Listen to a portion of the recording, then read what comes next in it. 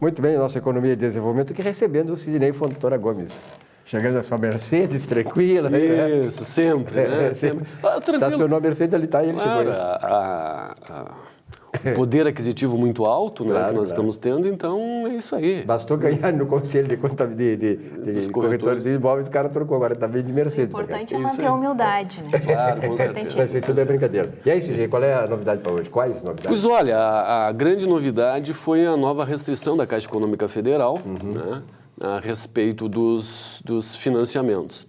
Mas, na verdade, ela está retomando o que havia antigamente, que era cada contrato com um cliente. Então, o cliente que já tem um contrato vigente não poderá fazer outro contrato ou outro financiamento habitacional. O BNH era assim, me lembro. Era assim. Era assim, né? E faz sentido, até por ter um cunho social, a Caixa Econômica Federal, é para aquisição da casa própria, né? E não para investimento. Deixa outros bancos fazerem esse tipo de ação, financiar 1, 2, 3, enfim. O Daniel aqui do lado disse assim, ó, soprou, tu é do tempo do BNH, graças a Deus, era o tempo do BNH, ela funcionava, né? Claro, funcionava. Ah, que tempos bons, aquele da década de 60, 70, vamos ficar por aí, né? Mas então nós viemos a semana passada com a notícia do Banco do Brasil, financiando 90% com uma taxa de 9 e pouco para imóveis até 400 mil. Essa semana com a restrição da Caixa do número de contratos, né? Mas eu tenho ouvido falar, muitos economistas se posicionarem a respeito do momento da compra. Este é o momento de compra. Onde a demanda é reprimida, tu tem o poder da barganha. Então é um momento para comprar imóvel. Este é um momento propício para comprar imóvel, tendo ou não recursos. Né?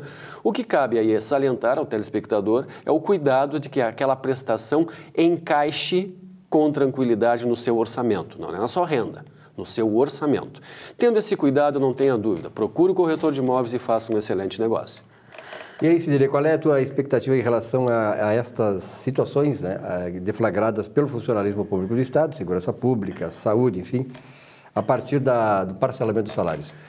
Veja bem, Silvio, o telespectador, e a Lília há de convir também, que isso não é uma coisa do Sartori. Né?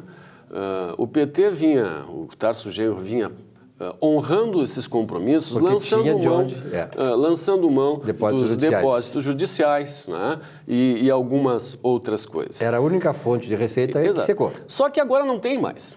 Não tem mais. Então ele não pode, ele tem que negociar. Ou ele negocia com a União, que agora não vai negociar com ele, em hipótese alguma. Se fosse o mesmo partido, talvez houvesse essa possibilidade. Agora não há, então ele não vai negociar com o governo da Dilma, com o governo federal, não vai.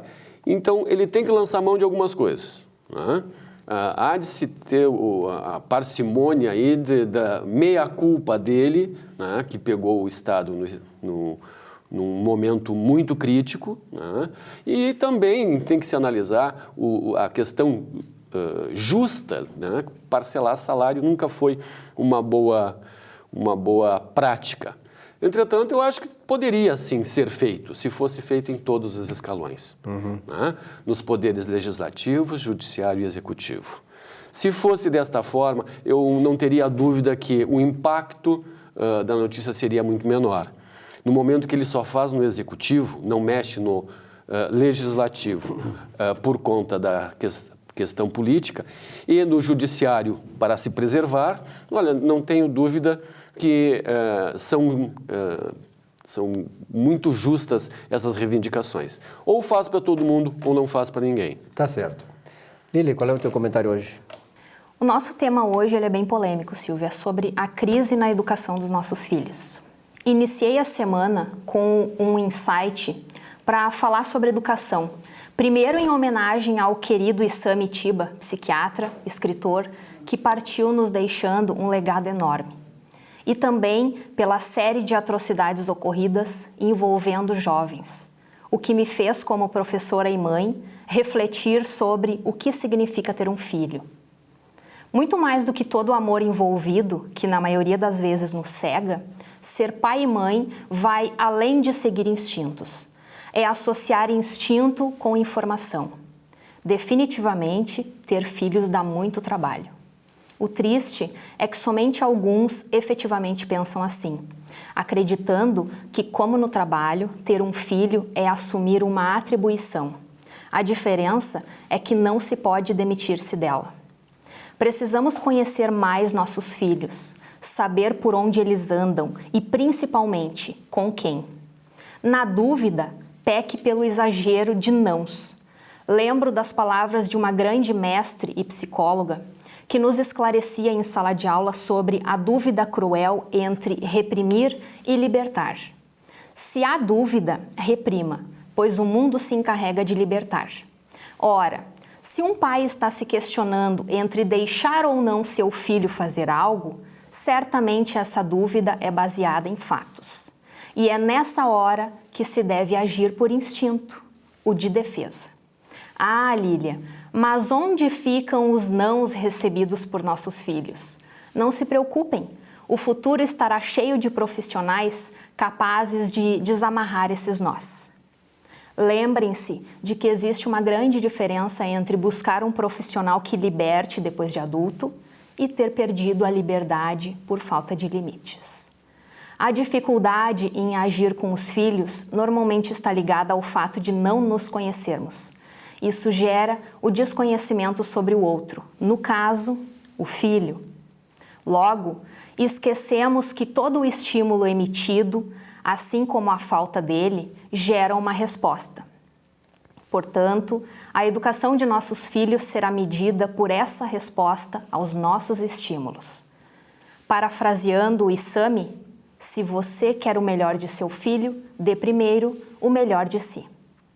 E então, quais são os estímulos que você está emitindo? É isso, Silvio. Parabéns, Lília. Muito bom comentário. Eu acho que realmente nós, como pais, tu como mãe, o Cid também aí, né? Há de convir que realmente nós temos que dar mais atenção aos nossos filhos, saber por que ter filhos. Né? Hoje em dia as pessoas ficam preocupadas, como é que eu vou botar um filho no mundo como nós estamos vivendo, sobretudo no Brasil. Né? Eu agora há pouco perguntei sobre a tua posição, Sinei, em relação à questão do Rio Grande do Sul. Eu sou do tempo, viu, Daniel, em que o Rio Grande do Sul era o líder em termos de tudo que é itens que faziam rankings de qualidade de vida, finanças públicas aqui entre os 3 estados, sem contar os demais, né? Mas Paraná, Santa Catarina e Rio Grande do Sul, o Rio Grande do Sul sempre foi líder. Hoje nós não somos mais absolutamente nada. Santa Catarina e Paraná estão longe, distantes do Rio Grande do Sul, em qualquer item que se fale em qualidade de vida. Aí englobando finanças públicas, saneamento básico, segurança, enfim. Eu li, dias atrás, e foi até o motivo do meu comentário inicial no espaço de opinião, entrevista com os 2 governadores de Santa Catarina e do Paraná. É claro que isso é uma força de expressão que eles usaram, mas eles disseram assim, ó, vocês no Rio Grande do Sul estão onde estão porque vocês tiveram 2 governos do PT. Veja bem, a gente não pode imputar nada a apenas um governo, a uma, enfim. Mas a realidade é essa. Inchamento de máquina pública, desestímulo a investimentos. Enquanto nós no Rio Grande do Sul estamos convivendo com parcelamento de salário, Santa Catarina está adiantando Santa Catarina está pagando o 13º adiantado. Paraná também. Então, tem que se ter a humildade de perceber que nós estamos no caminho errado. Tá certo. As empresas estão saindo do Rio Grande do Sul. E aquele exemplo que foi dado a semana passada aqui, que o pessoal emplaca o uso dos carros. O próprio estado do Rio Grande do Sul. Emplaca fora do estado, por quê? Então nós estamos no caminho errado, sem dúvida. Tem que se fazer uma revisão urgente para que nós daqui a pouco, não vamos ser incorporados aí ao Uruguai. Pois é, então eu fiz essa digressãozinha justamente para elogiar esse comentário que a Lília fez, né? E que na verdade fala a fundo daquilo que realmente é o cerne da família. Ou seja, você botar filhos no mundo e depois não se responsabilizar, né, Lília? Eu acho que era mais ou menos isso, né? Muito mais do que se preocupar com o mundo que se deixa para os filhos, é se preocupar também com que filhos nós estamos deixando para o mundo. Exatamente. Porque eles darão essa continuidade, os valores é o que vão determinar isso. Uhum. Então tá, eu acho que realmente essas questões, e o pior é que essa crise do Estado aí também que afeta todo mundo, e o ânimo de todos nós, essa crise não tem uma perspectiva de médio prazo. Isso é uma coisa para gerações, para 2 ou 3 gerações, né? Tem que remontar o Estado. No começo do comentário, claro que eu fiz aí uma digressão também, fiz um exercício de imaginação, porque há tempos atrás era muito forte a questão separatista, que era tão forte quanto lá em Barcelona, na Espanha, né?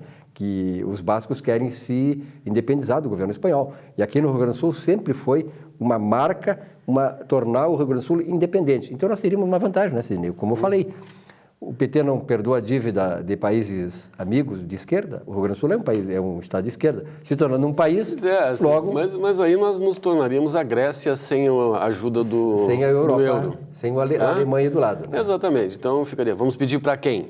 Para quem? Para quem nós pediríamos? A Argentina da pior, quer dizer, não todos tem. eles copiaram aqui o melhor é ficar modelo. incorporado à República Federativa do Brasil, né? E lutar para mudar as coisas. E fazer o que a gente faz na casa da gente. Se tu estás gastando muito, tu diminui os teus gastos para encaixar com a tua arrecadação.